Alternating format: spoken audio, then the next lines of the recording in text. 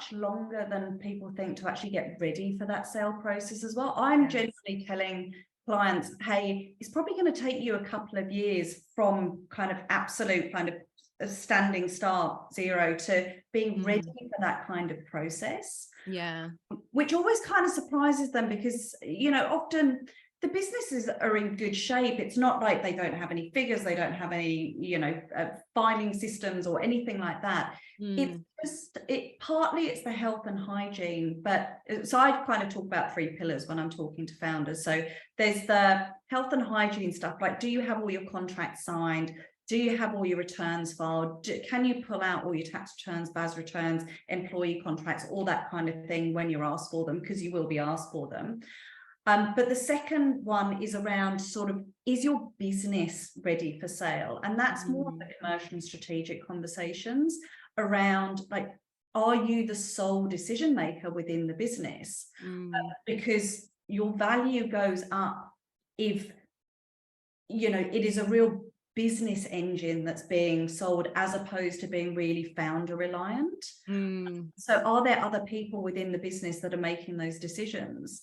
And, you know, things like things that you don't necessarily think about, like it might be great to have those massive blue chip clients, but if you've only got, so which with a smaller agency is very typical, if you've only got 2 or 3 of those, that's a risk to someone acquiring the business, because a lot of those kind of key clients will be, you know, be around the personal relationships. And if you lose one, like, what does your business actually look like? And so that's a lot of the prep as well. Yeah, it is really. Yeah. Oh, sorry. Keep going. No, just for completeness, because I just realized I said 3 of the around the mental preparation of the founder for the process. But yeah, what your point just touched on was really that kind of point too, which is like getting the business operationally ready.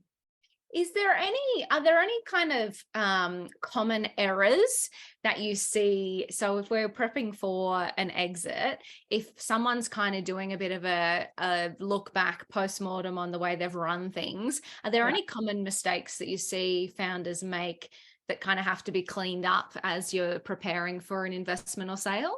I'd say the biggest one is about it being very founder reliant. Yeah. Okay. And as a startup, there's often not very much kind of documentation of processes, of how things get done, because that's no fun. That's why. You can't wing it if it's all written down. Exactly. If I have to follow steps. I should mention I'm kind of the, you know, I'm the world's worst culprit of that. We spend so much time advising other businesses on how to do it, but it's kind of hard to do it to your own business sometimes. And so that's why, again, even if you know the stuff, it's important to have someone helping you through that process, because it is tricky. So yeah, being very founder reliant is a big one. Not having that health and hygiene kind of documentation tied up is also one that takes some work. Often, you know, you've got files in emails, you've got contracts that were signed, but actually when you look at them, you've only got the signature from one party or the other party. It was never actually countersigned by, even if it's kind of by yourself, for example, or, you know, we scanned this document, but actually it's only the odd numbers scanned when we actually look back at it. All of those kind of things, which are silly and irritating points, but it's actually really important to get kind of prepared. And then from an operational perspective, and this does differ slightly with different businesses, but I think what's really important is if you're getting a business ready for sale, you really need to think about it with acquirers' eyes. Like, what are they buying? Who are the key people within the business? How do you make it as unreliant on key people as possible, or key suppliers, or key clients? Because those are the things that can destabilize a business when it gets acquired by another party. Yeah, that's really interesting. I kind of I've always had the contracts and the, you know, processes and things in my head, but it's a really interesting point about the team. You're right. Like, especially in the early days, the founder is be all and end all. And even you know, as you are bringing new recruits into the team, you know, it does take a while for it to get to the point where it runs without the founder. Yeah, totally. And that, you know, we're talking about a process here for sale, but that's also a really important process to go through if you want to scale your business, because Yes. it cannot scale if you as the founder are in charge of all the decisions. Yeah. You have to put this new framework in place.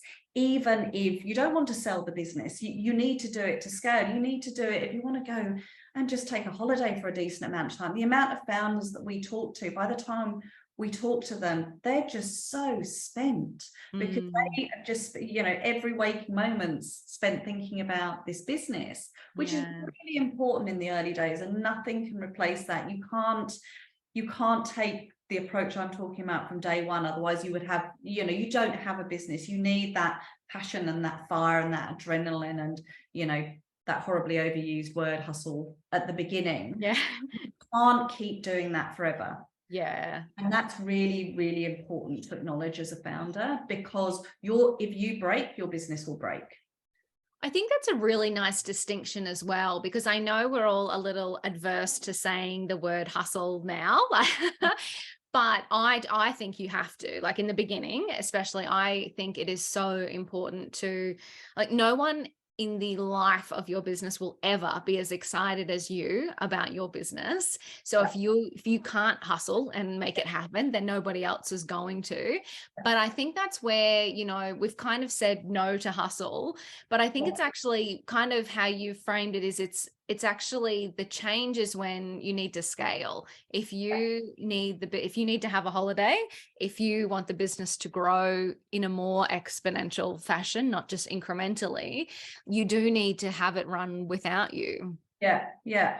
And I'll also add to that though, even if you don't want your business to scale, if you want to run, there's nothing wrong with having a small business for the rest of your life that doesn't we also get very tied up, I think, and social media is awful for this, kind of going, yay, my business did this and we did that. And, or, you know, if that's not what you want for your business, totally fine. But you also need to put these structures in place, because you can't keep going as a one-man band forever. You need to take those breaks, and you need to, you know, replenish your energy, and you need to be able to keep going for that period of time.